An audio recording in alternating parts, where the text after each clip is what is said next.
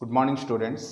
The session for final year biotechnology students, paper 5B, unit 2. So, in previous class, we discussed about the genetic code and characteristics of the elucidation of codons and characteristics of the genetic code or properties of the genetic code, Obel hypothesis, cystinous rRNA, Shine-Dallarno sequence. These topics are covered in previous sessions. In this session, unit 2. In this unit 2, basically it is the title of the unit is translation. So what is meant by translation? Here translation is mRNA to formation of protein. Translation means formation of proteins. ఎక్కడి నుంచి వస్తున్నాయి మనకు proteins అంటే ఒక polypeptide chain of చూడండి. First of all it is a mRNA strand.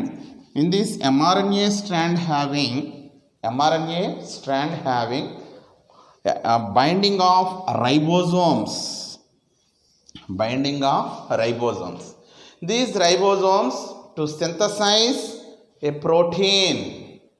So first of all, these ribosomes, here the steps involved in translation means they are mainly 5 steps. So first one is the activation of amino acids. Second one, activation of amino acid binding to the tRNA. It is nothing but the charging of tRNA. First, activation of amino acid. Second one is activated amino acids binds to tRNA. And third one is initiation of polypeptide chain.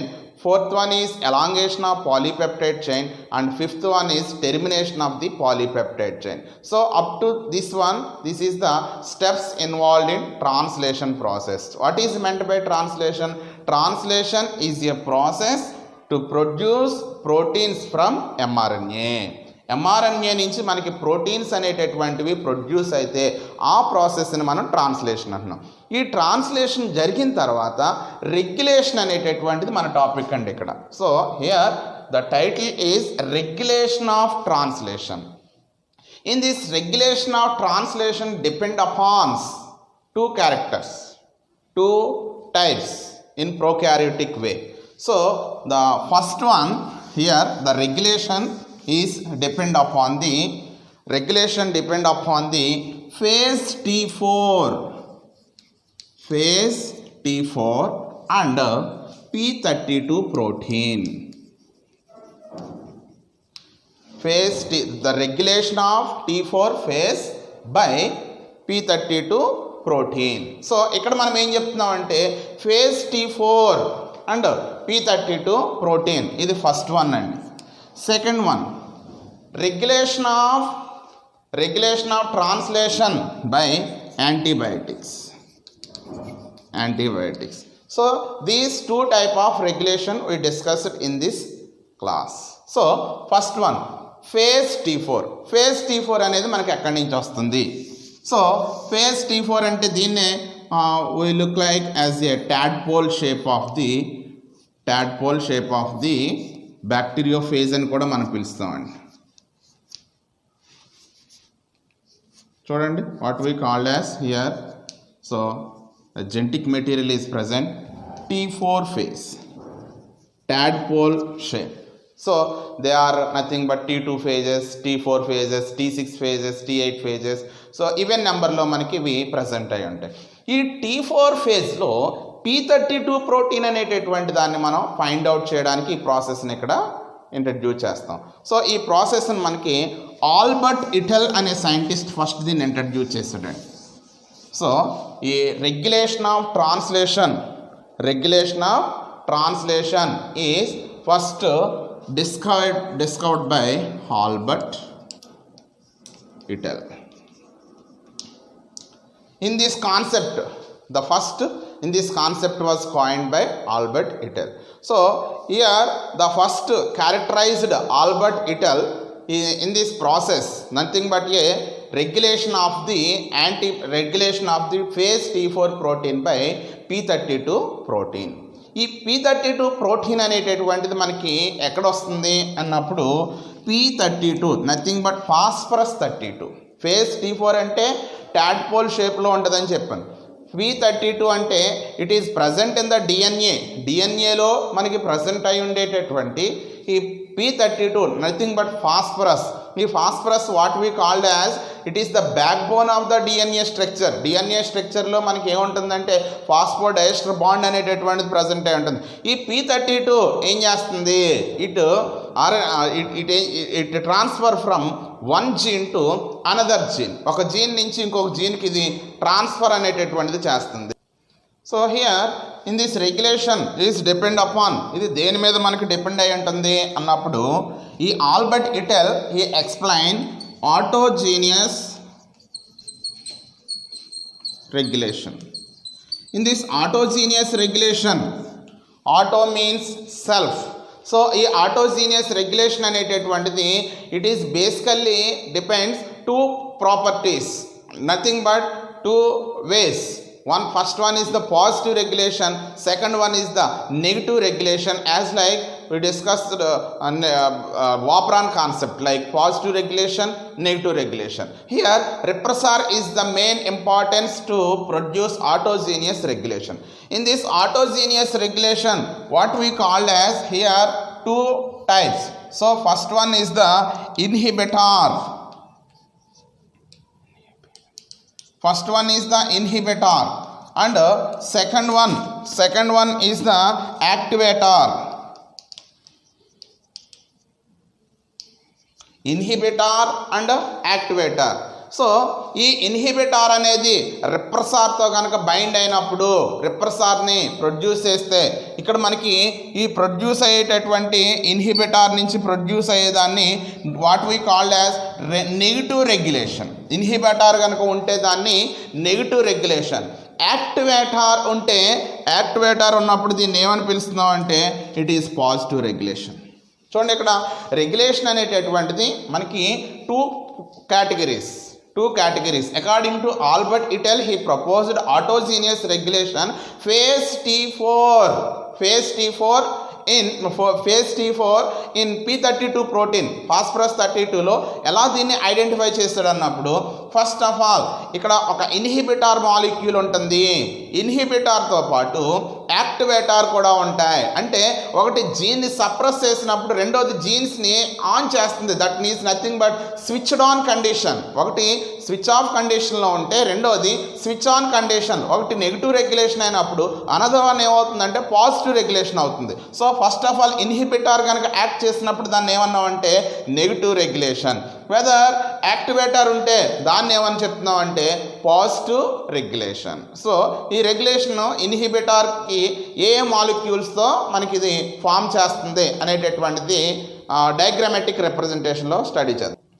In immunology purpose, this type of regulation, autogenous regulation of translation is present.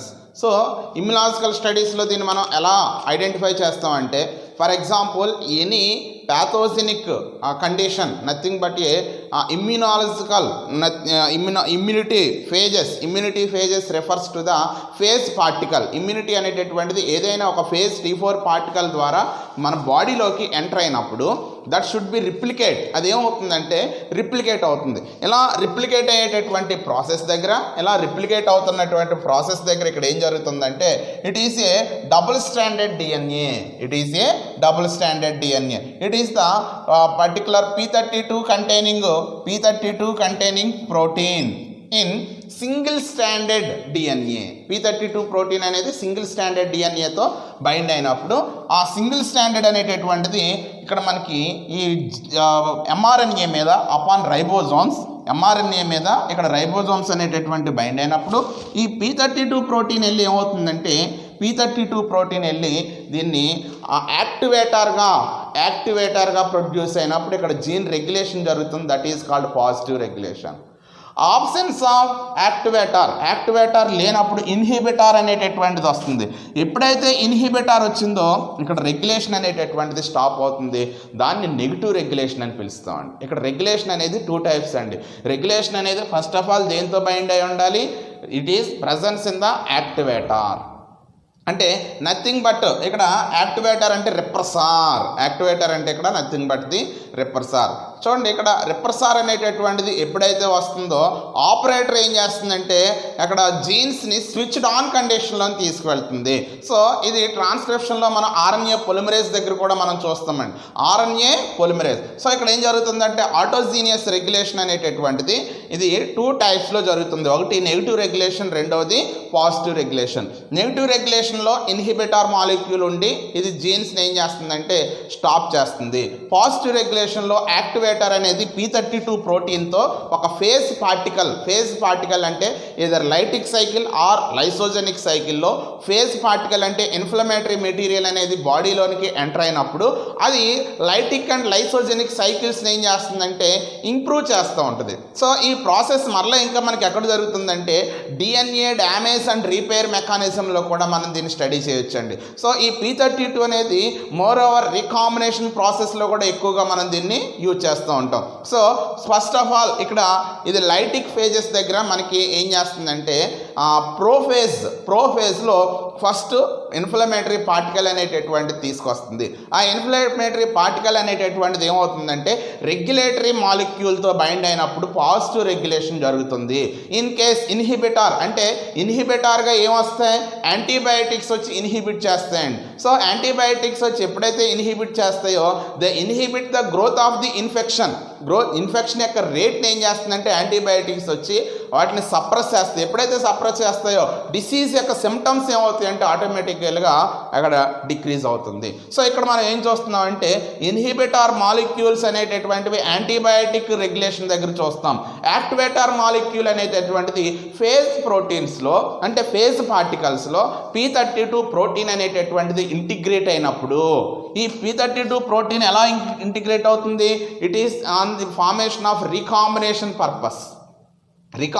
పర్పస్లో ఈ phase molecule వెళ్ళి ఇక్కడ మనకి bind అయినప్పుడు ఆ single standard DNA ఏమవుతుందంటే ఈ phase పార్టికల్ని identify చేసుకుని అందులో ఉన్న జీనోమ్ ఏమవుతుందంటే ఇక్కడ డూప్లికేట్ అవుతుంది. అలా డూప్లికేట్ అయినప్పుడు ఇక్కడ లైటిక్ అండ్ లైసోజెనిక్ సైకిల్ జరగడం వల్ల ద నెంబర్ ఆఫ్ ప్రోజెనీస్ అనేటటువంటివి ఇంప్రూవ్ అవుతాయి. లేదంటే the progeny rate is increased, progeny rate అనేటటువంటిది డబుల్ అవుతుంది, మల్టిప్లై అవుతుంది. అలా మోర్ నెంబర్ ఆఫ్ కాపీస్ని ప్రొడ్యూస్ చేసుకుంటుంది. సో ఫస్ట్ ఆఫ్ ఆల్ ఇక్కడ మనకి ఇమ్యూనిటీ అనేటటువంటిది it is ability to produce the ప్రోఫేజ్లో ఉండేటటువంటి ప్రోఫేజ్లో ఉండే T4 మాలిక్యూల్ అనేటటువంటిది P32తో బైండ్ అయ్యి P32 ప్రోటీన్తో బైండ్ అయ్యి ఇక్కడ రెగ్యులేషన్ జరుగుతుంది. That type of regulation is called as positive regulation. అర్థమైందండి? సో ఇక్కడ ఏం జరుగుతుంది? ఫస్ట్ సింగిల్ స్టాండర్డ్ డిఎన్ఏ, ఈ సింగిల్ స్టాండర్డ్ డిఎన్ఏకి ఫేజ్ పార్టికల్లో ఉండేటటువంటి సింగిల్ స్టాండర్డ్ డిఎన్ఏకి P32 ప్రోటీన్ అనేటటువంటిది వెళ్ళి దాన్ని యాక్టివేట్ చేస్తుంది. అలా యాక్టివేట్ చేసినప్పుడు జరిగేటటువంటి రెగ్యులేషన్ని పాజిటివ్ రెగ్యులేషన్ అని పిలుస్తామండి. సో ఇది ఎక్కడ జరుగుతుంది మెయిన్గా అంటే ఈ టైప్ ఆఫ్ రెగ్యులేషన్ అనేటటువంటిది మనకి రీకాంబినేషన్ ప్రాసెస్లో డిఎన్ఏ రీపేర్ పర్పస్ వచ్చినప్పుడు ఎక్కడైనా డిఎన్ఏ రీపేర్ అయినప్పుడు ఆ రీపేర్ ప్రాసెస్లో మనకి in this type of molecules అనేటటువంటి కనిపిస్తాయి. నెక్స్ట్ ఇంకా ఇక్కడ కొన్ని మనకి యాక్టివేట్ చేసేటటువంటి ప్రోటీన్స్ ఉంటాయి. At that type of proteins are called as gamma proteins. ఇక్కడ మనకి ఇన్వాల్వ్ అయ్యేటటువంటి కొన్ని ప్రోటీన్స్ ఉంటాయండి. వీటిని ఏమని పిలుస్తామంటే గామా ప్రోటీన్స్ అనేటటువంటి ఉంటాయి. నెక్స్ట్ ఆర్ఎన్ఏ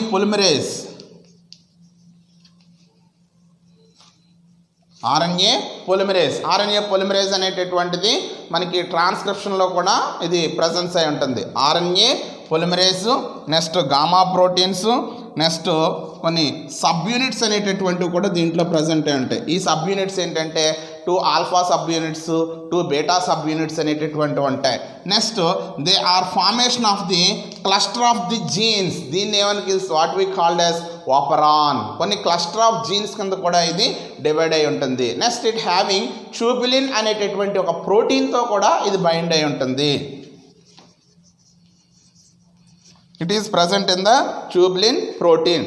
ఈ ట్యూబులిన్ ప్రోటీన్తో పాటు ఇది ప్రోటీన్ సింథసిస్ అనేటటువంటిది జరుగుతుంది. చూడండి, ఫస్ట్ ఆఫ్ ఆల్ ఇక్కడ మనకి గామా ప్రోటీన్స్ అనేటటువంటివి ఉంటాయి. నెక్స్ట్ ఆర్ఎన్ఏ పొలిమరేజ్ ఉంటుంది. It having the subunit వాప్రాన్స్లో మనకి ఇక్కడ ఏముంటాయంటే ఇండ్యూసర్ మాలిక్యూల్ ఉంటుంది, నథింగ్ బట్ ఇక్కడ మనకి ఇన్హిబిటార్ ఉంటుంది, రెప్రెసార్ ఉంటుంది అంటే ఇక్కడ యాక్టివేట్ చేస్తుంది, ఆపరేటర్ ఉంటుంది. ఈ ఆపరేటర్లో మనకి ఇక్కడ ఆర్ఎన్ఏ పొలిమరేజ్ అనేటటువంటిది అంటే దీన్ని ప్రమోటార్ సీక్వెన్స్ అనేటటువంటిది రైట్ ప్రమోటారు లెఫ్ట్ ప్రమోటార్స్ అనేటటువంటివి ఉంటాయి. ఈ ప్రమోటార్స్ వచ్చి ఎప్పుడైతే ఆపరేటర్తో బైండ్ అవుతుందో ఆపరేటర్తో బైండ్ అయిన తర్వాత అక్కడి నుంచి మనకి జీన్స్ అనేటటువంటివి రిప్రెసార్ కండిషన్లో ప్రజెన్స్ ఆన్ అంటే ఇక్కడ టర్న్డ్ ఆన్ అవుతుంది. That is called positive regulation అనేటటువంటిది మనకు కనిపిస్తుంది. అలాగే ఇక్కడ మనకి ఒక ప్రోటీన్ అనేటటువంటిది ప్రజెంట్ అయి ఉంటుంది. దాన్ని what we called as tubulin అనేటటువంటి ప్రోటీన్ ఉంటుందండి. ఇది ఏం చేస్తుందంటే 2 సబ్ యూనిట్స్ని ప్రొడ్యూస్ చేస్తుంది. ఈ 2 సబ్ యూనిట్స్ ఒకటి ఆల్ఫా సబ్ యూనిట్, రెండవది బీటా సబ్ యూనిట్ని కోడ్ చేస్తుందండి. 2 టైప్ ఆఫ్ సబ్ యూనిట్స్ని కోడ్ చేస్తుంది. ట్యూబులిన్ అనేటటువంటి ప్రోటీన్ 2 సబ్ యూనిట్స్ని కోడ్ చేస్తుంది. ఇది ఎందుకు యూజ్ అవుతుందంటే సైటోస్కెల్టన్ని ఫామ్ చేయడానికి, సైటోస్కెల్టన్ని ప్రొడ్యూస్ చేయడానికి యూజ్ అవుతుందండి. ఈ సైటోస్కెల్టన్ అనేది ఉండడం వల్ల సెల్ కంటూ ఒక పర్టికులర్ షేప్ అనేటటువంటిది మనకి ప్రొడ్యూస్ అవుతుంది. సో ఇది మైక్రోట్యూబ్యూల్స్ని ప్రొడ్యూస్ అయ్యి ఇది ఏం చేస్తుందంటే it kills the cancer cells, kills the cancer cells. ఇది మైక్రోట్యూబ్యూల్స్తో బైండ్ అవుతుంది, సైటోస్కెల్టన్లో ఇన్వాల్వ్ అవుతుంది. ఇది ఏం చేస్తుందంటే ట్యూబులిన్ అనేటటువంటి ప్రోటీన్ క్యాన్సరస్ సెల్స్ని కిల్ చేయడానికి ఇన్వాల్వ్ అవుతుంది. సో ఇక్కడ మనకి గామా ప్రోటీన్స్ ఉంటాయి, ట్యూబులిన్లో ఆల్ఫా ట్యూబులిన్ బీటా ట్యూబులిన్స్ ఉంటాయి. ఇవి మైక్రోట్యూబ్యూల్స్ నుంచి మనకి సైటోస్కెల్టన్ ప్రొడ్యూస్ చేసి ఇక్కడ ఏం చేస్తుందంటే it kills the oncogenes or cancerous cells అని మనకి ఇది కిల్ చేస్తుంది. సో ఎప్పుడైతే ఇది కిల్ చేస్తుందో ఇంకా నెక్స్ట్ సింథసిస్ అనేటటువంటిది జరగదు. సింథసిస్ జరగకపోవడం వల్ల మనకి ఏమవుతుందంటే ఆ రేట్ ఆఫ్ రియాక్షన్ అనేటటువంటిది సిమ్టమ్స్ అనేటటువంటిది గ్రాడ్యువల్గా డిక్రీజ్ అవుతుంది. సో ఇక్కడ మనకి రెగ్యులేషన్ దగ్గరికి వచ్చినప్పుడు చూడండి, ఫస్ట్ ఇది T4 ఫేజ్. ఈ T4 ఫేజ్ అనేది ఎక్కడి నుంచి వచ్చింది? ట్యాడ్పోల్ షేప్, బ్యాక్టీరియా ఫేజ్లో ఉండేటటువంటి ట్యాడ్పోల్ షేప్ అని పిలుస్తామండి T4 ఫేజ్. ఈ T4 ఫేజ్ బై దీంట్లో P32 ప్రోటీన్ అనేటటువంటిది మనం తీసుకుంటున్నాం. ఈ P32 ప్రోటీన్ ఎక్కడండి? సింగిల్ స్టాండర్డ్ డిఎన్ఏస్ని రీకాంబినేషన్ చేయడానికి యూజ్ అవుతుంది. సింగిల్ స్టాండర్డ్ డిఎన్ఏతో ఇది బైండ్ అయ్యి రీకాంబినేషన్ అనేటటువంటిది ప్రొడ్యూస్ అవుతుంది. P32 ప్రోటీన్తో బైండ్ అవుతుంది. ఇక్కడ రెగ్యులేషన్ అనేది 2 వేస్లో జరుగుతుంది. ఒకటి పాజిటివ్ రెగ్యులేషన్, రెండవది నెగిటివ్ రెగ్యులేషన్. పాజిటివ్ రెగ్యులేషన్లో ఇక్కడ రిప్రెసర్ అనేటటువంటిది ఉంటుంది, ఇది యాక్టివేట్ చేస్తుంది. నెగిటివ్ రెగ్యులేషన్లో ఇన్హిబిటార్ ఉండి అది స్టాప్ చేస్తుంది. ఇది 2 కైండ్స్ ఆఫ్ రెగ్యులేషన్. ఇక్కడ ఉండేది ఒకటి T4 ఫేజ్ అంటే ఇది ప్రోఫేజ్ దగ్గర వస్తుంది, రెండవది P32 అంటే దానిలో ఉన్న జీనోమ్ లేదా జెనెటిక్ మెటీరియల్లో ఉండేటటువంటిది. ఇంకా దీంట్లో ఏముంటాయి? గామా ప్రోటీన్స్ అనేటటువంటి ప్రజెంట్ అయి ఉంటాయి, ఆర్ఎన్ఏ పొలిమరేజ్ ఉంటుంది, దే హ్యావింగ్ సబ్ యూనిట్స్ ఉంటాయి, వాప్రాన్లో ఉండేటటువంటి ఇండ్యూసర్, రిప్రెసర్, ఆపరేటర్స్ అంటే ఇవి ప్రమోటార్స్ కింద ఉంటాయి. ఈ ప్రమోటార్ కింద ఉంది మనకి ఏం చేస్తుందంటే సింథసిస్ని టర్న్డ్ ఆన్ కండిషన్లో తీసుకొస్తుంది. ట్యూబులిన్ అనేటటువంటి ప్రోటీన్ ఉంటుంది.